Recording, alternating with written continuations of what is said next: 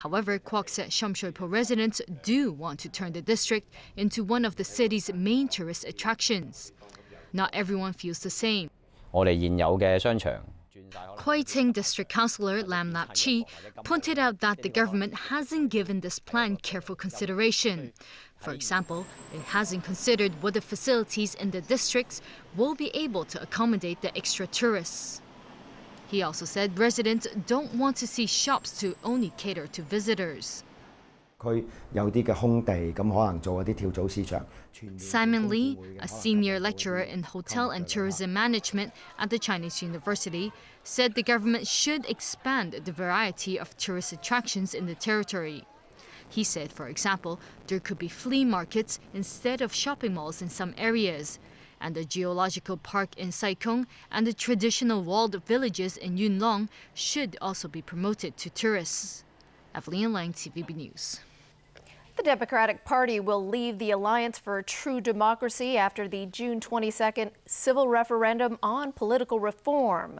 But the party's chairwoman says it will continue to support the Alliance's so-called three-track reform package.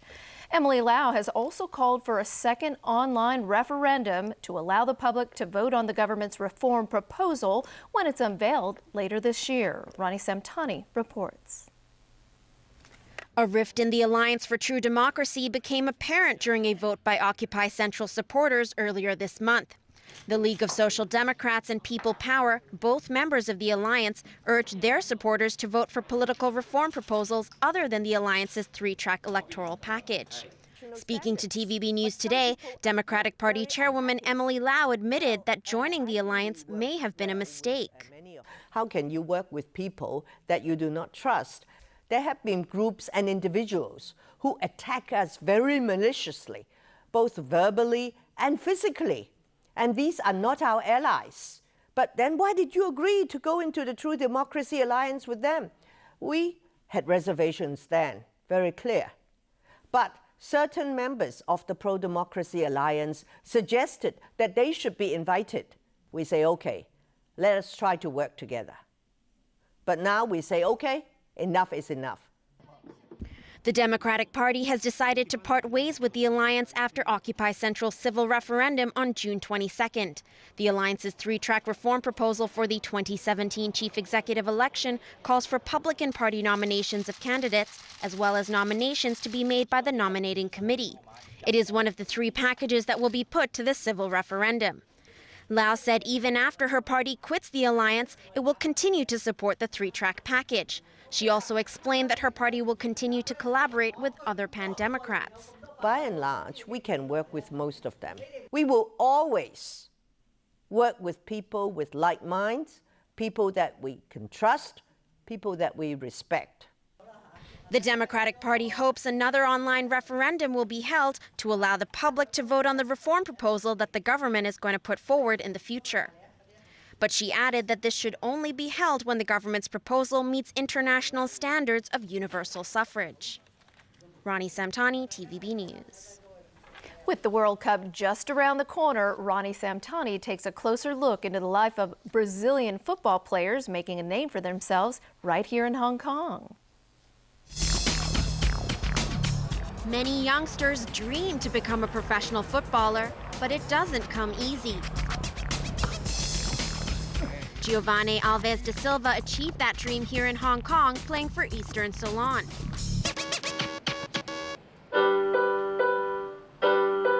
He moved to Hong Kong from Brazil with his wife and daughter almost 7 years ago to play in the local league. Moving to Asia was a big change. In Brazil, you don't have a lot of people like here. I live in South. In my state, the biggest city have 500,000 people. And then in Hong Kong, you can find 500,000 people in this district. Learning Cantonese has also been a challenge, but Da Silva has picked up a few phrases. Phai di, and now I forgot, but I know about 10 words in Cantonese is very hard. Sometimes the players try to to teach us some words. Playing overseas was always his plan because landing a spot on a first division team in Brazil is very difficult. There is a lot of players, like I said. Anywhere you can find a professional players. Even in 4 or 5 divisions in Brazil, you can find very good players. There is much competition, between the players. So the problem is if you don't have a good agent to help you to find good clubs, of course you will not have an opportunity. When he's not training or playing matches with his team, De Silva said he likes to spend time with his family. Unfortunately, his wife Priscilla and daughter Emily aren't big football fans. De Silva, now 31, plans to move back to Brazil once his career as a professional athlete ends. But instead of becoming a football coach or manager, he plans to become a pastor. Ronnie Samtani, TVB News. All right, Chris, I understand you have some FA Cup action. Yeah, we're going to stay with the football theme, roll right into the sports, where Arsenal ended its 9-year trophy drought with a dramatic 3-2 win over Hull City in the FA Cup final at Wembley. As Jameson Wong shows us, the Gunners had to dig deep after going behind early in the match. Nightmare start for Arsenal at Wembley as they fell behind 2-0 after only 8 minutes.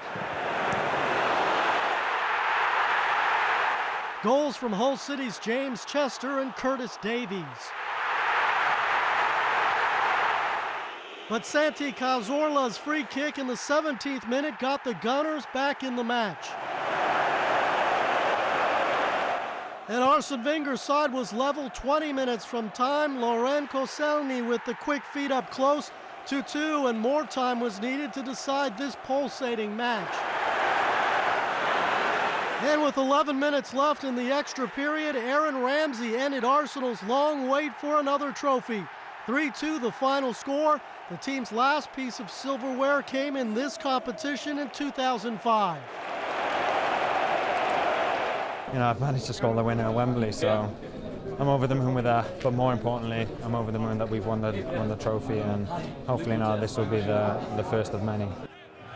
The club, with their 11th FA Cup title, tied at the top with Manchester United. Jameson Wong, TVB News. Now in Spain, Atletico Madrid and Barcelona played to a 1-1 draw at the Nou Camp. The result was enough for Atletico to claim its first La Liga crown since 1996. Diego Simeone's side finished on 90 points, 3 ahead of Barcelona and Real Madrid. After the match, Barca's Gerardo Martino announced he was stepping down as head coach. Horse racing and California Chrome is 1 win away from the Triple Crown and a hallowed place in the sport's history. The Chestnut Colt was the overwhelming favorite for the second leg of the prestigious treble, the Preakness Stakes in Baltimore, Maryland. Ridden by jockey Victor Espinoza, the Kentucky Derby winner was in 3rd place until making a move in the final turn. California Chrome sprinted away from social inclusion and held off Ride On Curlin to win by a length. The thoroughbred now heads for New York in the Belmont Stakes with a chance to become the first Triple Crown champion since 1978. Rafael Nadal and Novak Djokovic will meet later tonight in the Italian Open men's final. Djokovic needed 3 hours to overcome big-serving Milos Raonic of Canada in the first semifinal. The scores in the tight 3-setter were 6-7, 7-6, and then 6-3. Meanwhile, Nadal routed Grigor Dimitrov of Bulgaria 6-2 and then again 6-2 to advance to the championship match. Nadal and Djokovic have met 40 times, with the Spaniard holding a 22-18 advantage over the Serb. However, Djokovic has won the last 3 encounters. And finally, one of the largest dinosaurs in the world ever found to date was unearthed in Argentina. The fossils are that of a sauropod. They're approximately 90 million years old and have an approximate length of 40 meters from head to tail. Experts began excavating the site back in 2013. While they do not know the exact species yet, they said it's the most complete set of remains of this particular type of dinosaur in the world. And that is our news. Good night.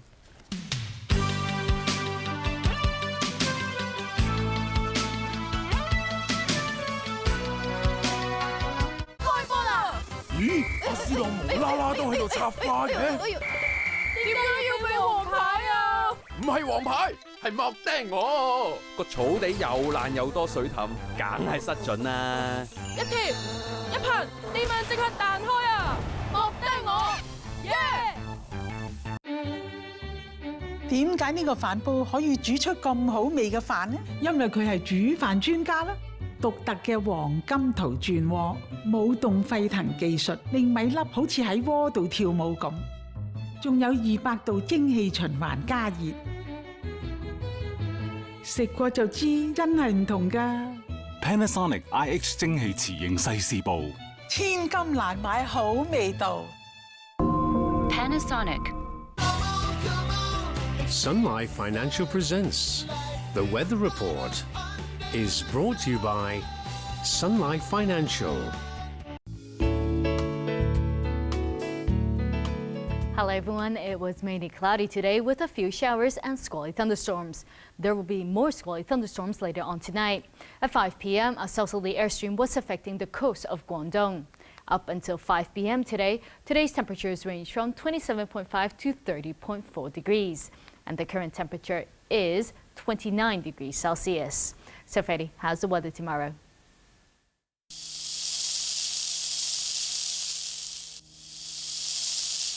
There will be more rain tomorrow. Temperatures will range from 27 to 30 degrees.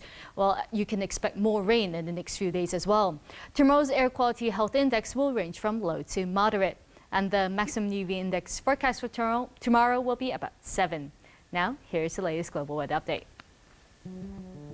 Cloudy in Shanghai, showers in Taipei, rain in Xiamen. Thunderstorms in Guangzhou, showers in Macau and Chengdu. Sunny in Beijing, Seoul and Tokyo. Thunderstorms in Bangkok and Manila, showers in Ho Chi Minh City. Showers in Kuala Lumpur, thunderstorms in Singapore, rain in Jakarta. Sunny in New Delhi and Karachi, sunny intervals in Mumbai. Sunny intervals in Cairo and Nairobi. Showers in Brisbane and Melbourne, sunny in Sydney, sunny intervals in Auckland. Cloudy in Toronto, sunny in New York. Cloudy in Vancouver, sunny in San Francisco, foggy in Los Angeles. Sunny in London, Paris and Zurich, showers in Amsterdam, sunny intervals in Frankfurt. And that's the weather. Have a great evening.